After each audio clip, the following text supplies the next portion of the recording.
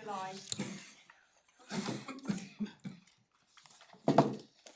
Well, good evening and welcome members, officers and those members of the public here at the meeting and those joining us virtually. Just a reminder to those present that this meeting will be broadcast live on YouTube, and I've already said on a couple of occasions, but we've got this new sound system in which does tend to pick up everything that's said, so just be aware if you are chatting between yourselves. Item 1, apologies. Thank you, Chair. Apologies for absence have been received from Councillor Dart, Councillor Gubb, Councillor Shepherd, Councillor Whitaker and Councillor Elbright. Thank you. Item 3, public contribution. We have no registered speakers this evening. Item 4, declarations of interest. So members, you know the score there. If you have any to declare, please do so at the appropriate agenda item. On to item 5, agreement outside of agenda items. Oh, so I have. Item 2, beg your pardon. Moving back to item 2, which is the council minutes on pages 4 to 14. Sure. I'll move those, Chair. Happy to second. Okay, been moved and I'll just run through them page at a time. Page 4, page 5, 6, 7, 8, 9, 10, 11, 12, 13 and 14. We've been proposed and seconded. All in favour, please show.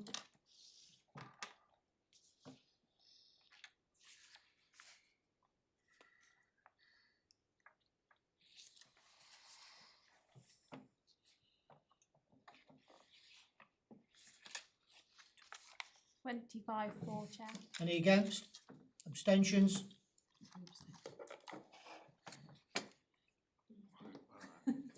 Three abstentions, Chair. Can I just thank Councillor Cotter Hunkin for stepping in at the last moment and chairing the meeting for me. Thank you very much. Right, I got down to item 5 before my mistake, so I'll propose from the chair that when we need to, we go into part 2. Seconded. All in favour, please show. Unanimous, Chair. Thank you.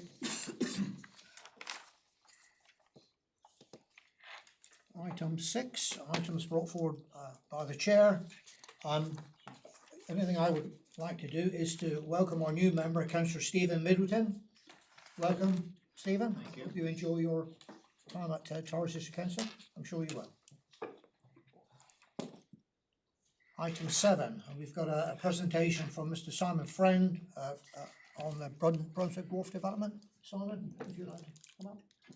I believe you've got 5 minutes, I believe. Is that correct? So please. Sorry to have to cut you back, but we've got a really full agenda. Yeah, no, tell me when we're getting near to the 5 minutes and I'll wrap it up. Right, So okay. good evening. Thank you for Chair and councillors, officers and members of the public. Thank you for giving me this opportunity to come and give you an update on the Brunswick Wharf development. I'm Simon Friend. I'm the developer, Red Earth Developments. I'm glad the clicker works. Thank you, Kirsty. So don't worry, I'm not going to take you through every year, but I thought it was worth just revisiting that in 2011, you as a council had a site development brief for East the Water site. And the really important thing to say about this is that it was for a residential-led mixed-use scheme that would give access as a priority to the waterfront, which currently is not the case. And since that time, I've been involved since 2012, and this was our very early and initial discussion sketches, and in many ways it is very reflective of those original ideas, with 3 main blocks running perpendicular to the side, and then the Brunswick Wharf building by the bridge, replacing what historically was there, and Steamer Wharf, which is just in front of the Royal. So during that period, there were various negotiations. Another developer had a go at getting a planning consent, but then moved away. So discussions opened again with me in 2017. Then in 2019, we reached an exchange of contracts subject to planning, and our first planning consent was achieved in March 2021. And again, the scheme has pretty much sort of followed that. After the planning consent, we did the initial demolition works across the site later on in 2021. And then in 2023, part of our original agreement with Torridge was to maintain and repair the harbour wall, and those works were carried out in late 2023 and completed at that stage to satisfaction of both yourselves and us. And then from 2024 to 2025, just recently, we've had sort of iterations of development of the planning, mainly borne out by the fact that after the Ukraine war outbreak, construction costs from 2021, 2022, rose by over 30%. And I'm sure you're aware of those issues in your own capital projects that you've had. Costs have been just rising and rising because of rising energy prices, labour costs, etc. And the main changes we made were to improve the gross to net in terms of the massing, but none of the main blocks, ridge heights, changed at all since the 2021 consent. And in many ways, it looks very familiar. It's sort of more down to the detail, really. And the most recent Section 73 application was approved just recently in October. So earlier this year, we appointed Morgan Sindall as our main contractor under pre-construction services agreement. And I know many people have been saying, when are you going to start? When are you going to start? There doesn't look like there's much happening on site, but I can assure you there's a huge amount going on behind the scenes. And we've completed our stage 4 design, which is the detailed design, which literally takes us down to the door handles and light switches have all been specified and chosen, and we will be going out to tender very shortly on that stage 4 pack with Morgan Sindall. In the meantime, we have been, just in the last couple of weeks, starting some of the pre-enabling works, and we have appointed SEL Clark to put in the temporary flood defence barriers, which you can see there in the top right-hand corner, and that's to protect the works during the site. We thought we were going to have our first test on Friday evening, Saturday morning, but in a way I'm a bit sad we didn't actually test our temporary flood defence. It didn't come quite over the quayside wall. We're in 30 seconds now. And I think apart from the development, we are, as developers, absolutely committed to the local community. So since 21, we've have sponsored over £30,000 of local community events, from the Women's First project at the Burton Art Gallery through to the Soapbox Derby and the local football team, Chamois Rovers, etc. 5 minutes flies by, Simon. Can I just say what's next? This last slide. So we're aiming for a start spring next year. Phase 1 completion 27, phase 2 28, full completion 29. Thank you very much. Very useful. Thank you.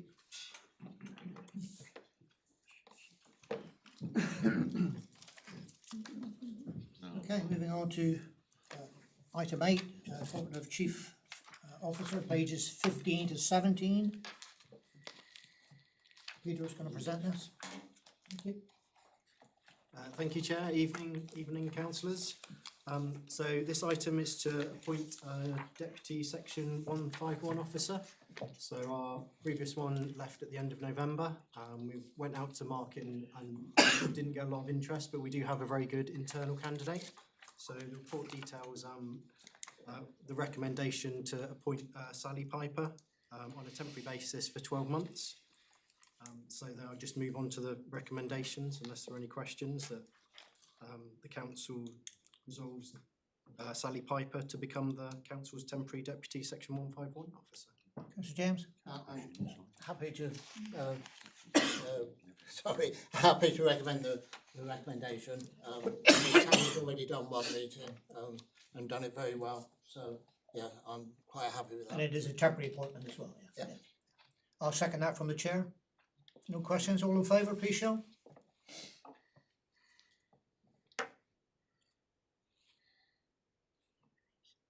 That's unanimous, Chair. Thank you.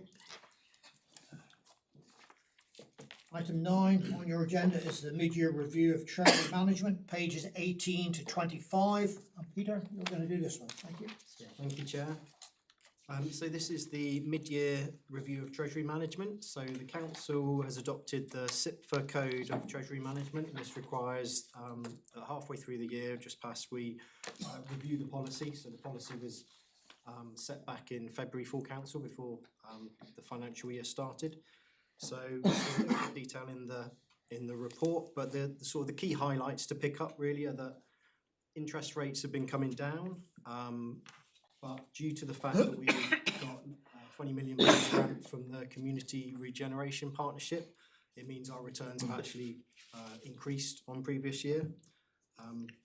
Also, Treasury looks at also our borrowing amounts and requirements. So council has minimal borrowing at the moment. It only has 191,000 outstanding with the Public Works Loan Board.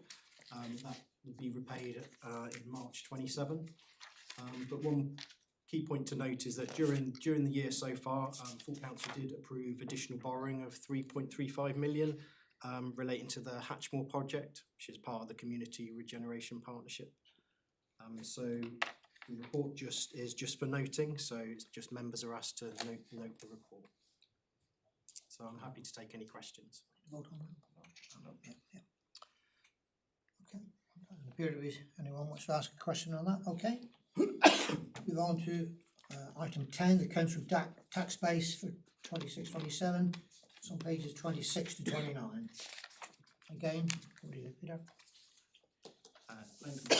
So this is the report in front of you that's been tabled. So this is the council tax base we use for setting the council tax. So this is based on the number of chargeable dwellings on 30th of November 2025. So this is then adjusted for various reliefs, council tax support, estimation of new properties coming online in the year, and also adjusted for a collection rate. So there isn't a lot more to say about it really. It's just for the recommendation is for the members to agree the tax base for 26-27 at 26,467.64. Councillor James? Happy to move the recommendation. Second. Councillor Tinsley? I've just got a query. In the papers that you sent round, it said that the figure for 30th of November 2025 was 27,365.59. I presume that is a typo, and the equivalent figure was for 30th of November 2024. Would you say again which item was that? This is on page 26 of the agenda pack, towards the bottom. It says the equivalent figure on the 30th of November 2025 was 27,365. And I'm assuming that is 2024. Oh, the date Yes, you're querying, yes. yes, sorry, yeah, yeah. Yeah, so the question is that that it looks like the council tax base has gone down. Can you explain? There's been a slight decrease. Overall, the overall base has gone. So when adjusted for non-collection, it's gone up slightly because the collection. So the rate last year, I think you can see on the second page of the tabled one, the detailed one was 26,407.82, and we're going to 26,477.64. But yeah, it has gone down. The number of properties has dropped slightly, and this is due to the second home premium that came in last year. So because it was it was kind of it was an estimated. It was largely estimated on the council tax system and the academy system of what's recorded as second homes. So when we look at what's recorded now, there's actually a fair few annexes and a fair few other properties which were probably recorded as second homes. And therefore, the council tax base counts them as double, so they've been adjusted. So there is a small decrease on that. But it gets a bit more complicated because we expected it to be not that accurate last year, so we adjusted the collection rate a little bit. So we reduced it a little bit, and then we've adjusted it back. Now we know the data's a bit more reliable. Thank you. Chair, can I just say that we did bring that up last year, that it was an estimate how many would be affected by second homes tax, and we did say that it may go either way a little bit, and it has come down slightly. Thanks for the explanation. Thank you, Councillor Chair. Brenton. Thank you, Chair. I understand there's going to be a review of council tax in the near future, in the time of this government anyway. Has any work been done on that already, or are we just waiting for the government to give us some information about how that's going to be progressed?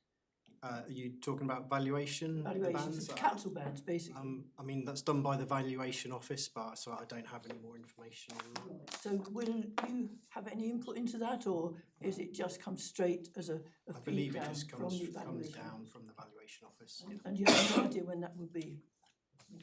Okay, thank you. Okay, Councillor James, you proposed that, didn't you? Yes, I'm happy to propose it. Happy to second. All those in favour, please show.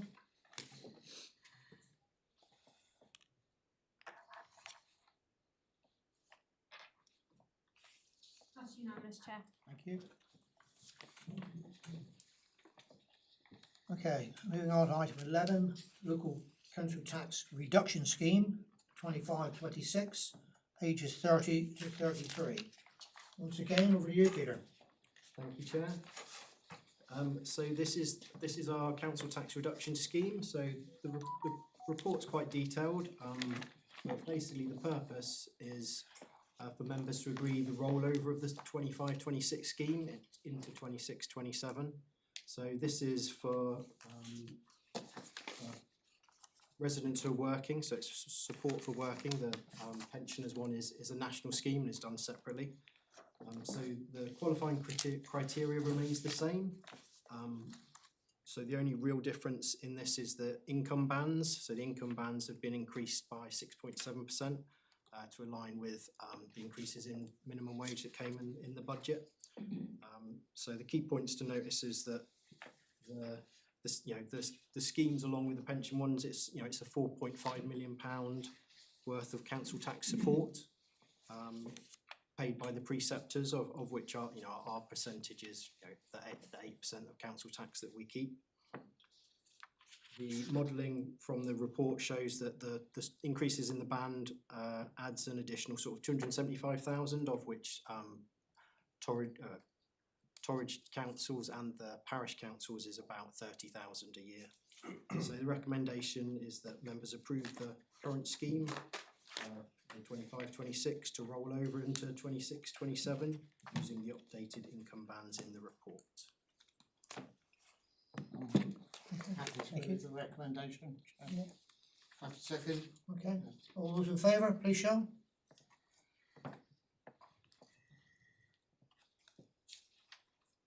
Unanimous, Chair. Thank you. Moving on to item 12 is the appointment of lead member, pages 34 to 38 on your agenda. Mr James, I'm happy to recommend Louis Back, Councillor Louis Back for that role.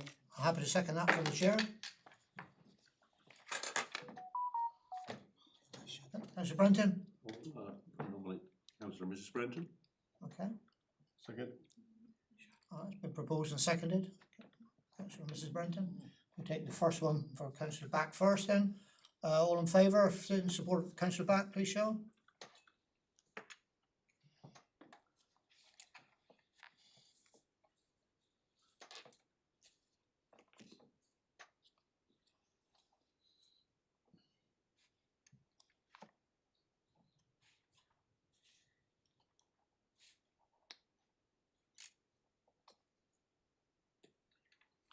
Twenty-four, Chair. Thank you. Any against? Abstentions? None, Alito, is there? Thank you. Councillor Back, sorry. Thank you. Thank you, members, for voting for me. Grateful for your support. I would, however, just like to pay tribute to my predecessor, Simon Newton, for the sterling work he did in this particular area. Thank you. Thank you, Councillor Back. Okay, item 13 is a constitution update, Harbour Board terms of reference, pages 39 to 42 on the agenda. Stacey is going to present the report. Thank you. Thank you, Chair. Evening members. Just to update the constitution in relation to Harbour Board. At the moment, it's being run as a hybrid between a working group and a committee. So that was discussed at senior leadership to refer it back to a working group where members of the public don't attend. The reason being is there's already a harbour user group where the harbour users attend that feeds into Harbour Board, and then Harbour Board reports to CNR. So the proposal was to have it amended so it's a working group, and then they produce a quarterly report to CNR, which will be in the public domain, instead of having two harbour groups that are open to the public. Okay. Councillor Lavelle? Can I just ask how the public are supposed to get involved? Because my understanding, and I haven't attended the Harbour Users Group, but I understand that is closed to public contributions as well. So the Harbour Board Working Group always used to be open to public coming along. So and CNR. then I understood that, I think I understood that the Harbour Users Group was then created to make it public contributions be able to be fed in. But I now understand that they don't accept public contributions at either. Well, yeah, you'll end up with no way of. So Community Resources is the public committee, so the public can come along to Community and Resources. But they can't go to either of these two. I don't attend the Harbour User Group, but my understanding is there's a Harbour User Group that already feeds into Harbour Board, where users of the harbour attend and can feed in their views. That's fed into Harbour Board. Harbour Board reports to CNR, which is why we have the same chair for Harbour Board as we do for CNR. But the problem at the moment is we've got a working group that runs differently from all the other councils' working groups. So it either needs to be a committee or where public attend, or a working group. And at the moment it's a hybrid situation, so we just need to firm it up so it's the same, it runs the same as all other working groups within Torridge, and public can feed into the public committee, which is Community and Resources. So, but they can't feed into Harbour Users. As far as I understand, Head of Communities Place. Chair, I mean, if it's okay, Chair, Sorry, I think we can ensure public participation at future harbour users groups. There's a set membership or an agreed membership of the group, but I can't see any reason why it shouldn't be open to the public to sit and observe meetings and feed in by invitation. So yeah, I think we can assure that. Yes, Councillor Lavelle? Sorry, just when you say feed in by invitation, does that mean you have to be invited to go to the group, or if you're there and put your hand up, you can be invited to speak? Yeah, but by invitation of the chair of that meeting, yes. So if you put your hand up and spoke and the chair allowed you to speak, then you would be able to speak. And then you put your hand up, yeah, but you can be in the room. Yes, yeah, that would be what we would try to achieve. Thank you. Yes. Sorry, Councillor Tinsley, was it? Yes. Yes. I welcome this clarification. I'm on the Harbour Board, and I really welcome the clarification, and welcome particularly that we'll now have a report going to CNR, and that will be the way that we close the communication like which was existing before. So I really welcome this, but I would ask to get rid of the terms chairman and vice chairman. I think it should be gender neutral. Thank you. No. I'm happy to propose, sorry Chair, I'm happy to propose it. I don't know whether Somebody wants to second it? I'll second it. Teresa? Okay, it's been proposed and seconded then. All in favour, please show. Yes.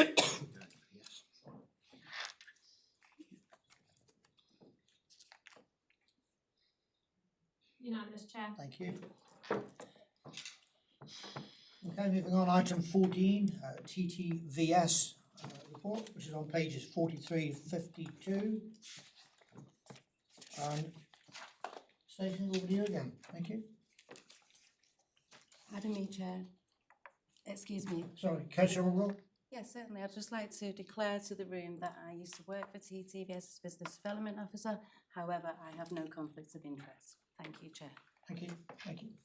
Thank you, Chair. So this will be very brief. This follows on from Councillor Thomas's notice of motion at the last full council in relation to the funding shortfall that TTVS are currently experiencing. I did approach TTVS, the Chief Executive Becky from TTVS, just asking for some more information ready for tonight's report, and you'll see that attached starting at page 46 onwards. In short, they have a funding deficit for this year of 33,000. Now, we do already give TTVS a grant every year, have done historically for the last few years of 16,900. So they're asking for the shortfall of 33,000 for this financial year to be covered, and then with an annual support grant of £42,179 going forward. We haven't done our budgets for this year, and clearly the 33,000 is in Torridge's current budget for this year. So the recommendation, bearing in mind we'll start setting our own budget shortly, is that this goes to the member budget working group for them to review the request in line with the rest of our budget setting. Seems like a sensible suggestion to me. Yeah, I'm happy to recommend the recommendation. That's Councillor. Oh, thank you, Chair. I was just going to move the recommendation. Also, thank Stacey for the report, and didn't give her too long to turn it around. And I realise senior management have got quite a few other things on at the moment, but didn't want to risk losing TTVS. I think they do an enormous amount of good work, and I think many members know how much good work they do.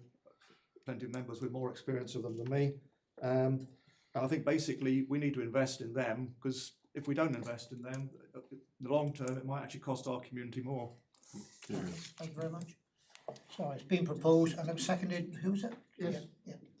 Okay, all in favour, please show. Chair, first of all, in Councillor light Brenton. of Kerry's announcement, I feel I should declare that many years ago, 20 years ago, I was hosted in TTVS while I worked as a development project person for the Community Council of Devon. So I just want to say Okay. Thank you.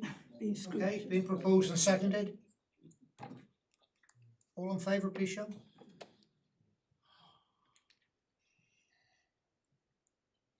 Unanimous, Chair. Thank you. To the budget.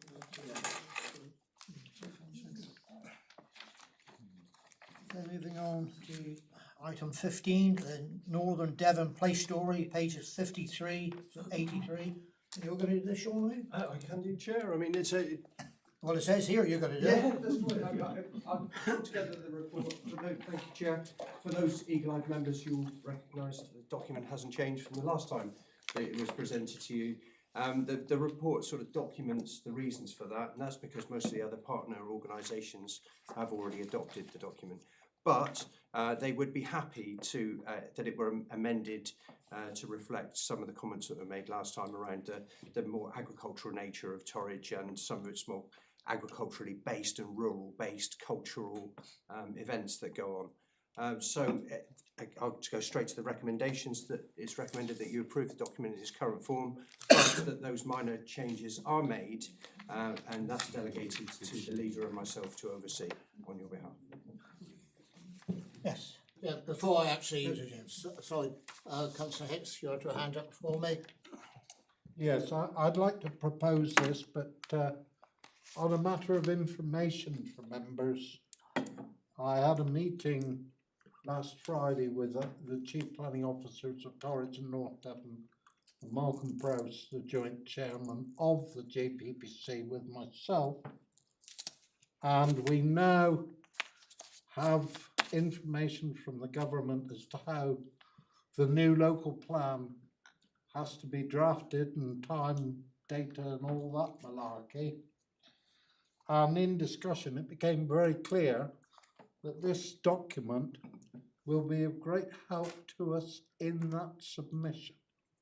So it actually is saving us a lot of money in having to do that sort of thing to satisfy the government on the new local plan. So we must put it through tonight. I propose it officially. Thank you. Seconded by councillor James, is it? I'll second it, and I'd also add that on 210 on page 54, it refers to minor amendments, and we will be looking at the wording in some places of agricultural being low, low value, sorry. So we will be looking at that and how we improve that situation. We've actually got a meeting with North Devon tomorrow, and we will be raising that to get that into it, particularly when you look at what's coming afterwards tonight. Okay, so Bob's proposed it, I'll second it, yeah. Councillor Lavelle, is that your hand up there? Yeah. Can I just to prove that I did read it, can I just say that on page 74, on the 1 to 3rd paragraph down. Page 74, did you say? Page 74 on the strength-based enterprise. On the 3rd paragraph down, Yeah. we've got grid connections at Alberdiscott and Pioneer. Yes, that was, if you remember, that was raised last time by Oh, was councillor it? I do Mrs beg your Brenton. We'll make that amendment. We haven't had the document amended in any way because we'd obviously have to pay the consultants time to make those amendments. So it was decided we'd wait until we concluded this process. Thank you. Okay, it's been proposed and seconded. All in favour, please show.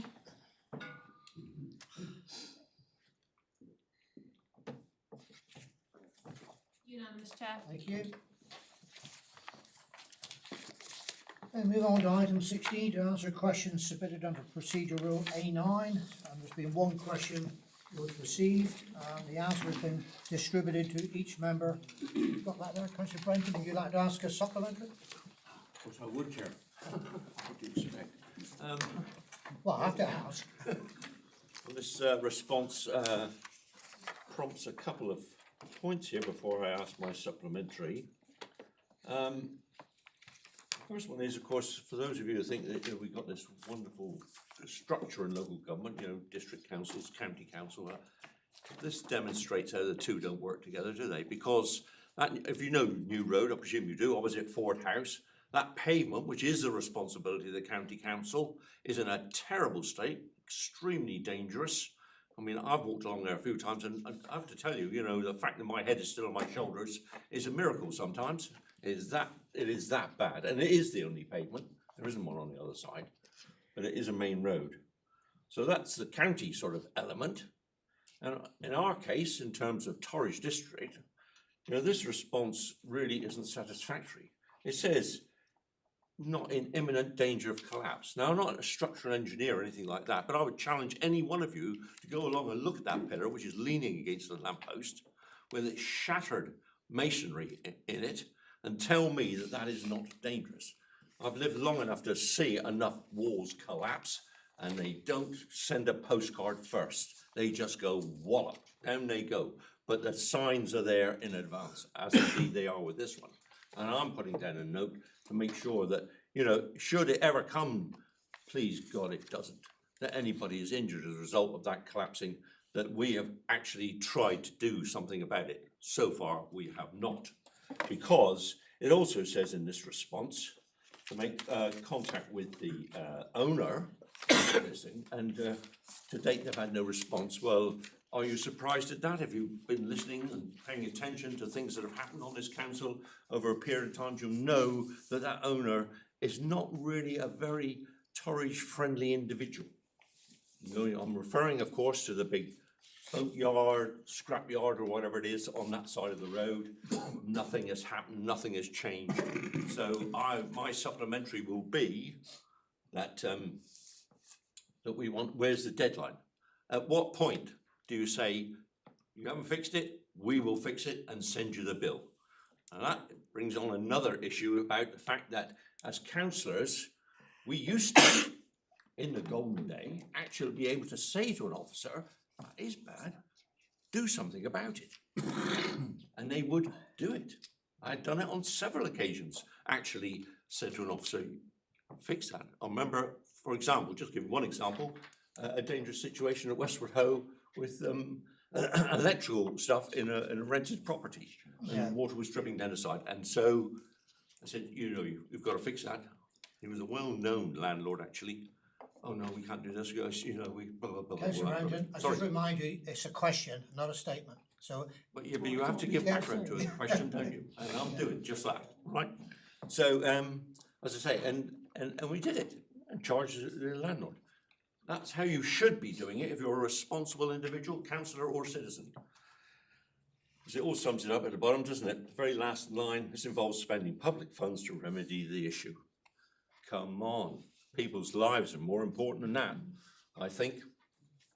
I would just add, Councillor Brandon, I'm very familiar, as you well know, with that area, and the wall that we're talking about, it's not a 2 metre high wall, it's not even waist height for the most part, but I do take your point, it is a very narrow pavement, that is the issue there. And I The think, pillar, Chair, Yeah. is a metre and a half. Yeah. So not, that's the bit that's really gonna cause a problem. okay, duly noted. Moving on, item 17, petitions, we have none. Item 18, notice of motion, again, we have none. Moving then on to item 19, exclusion of the public. Because we have part 2 item to discuss, I'll move from the chair that we go into part 2. I'll second it. All in favour, please show.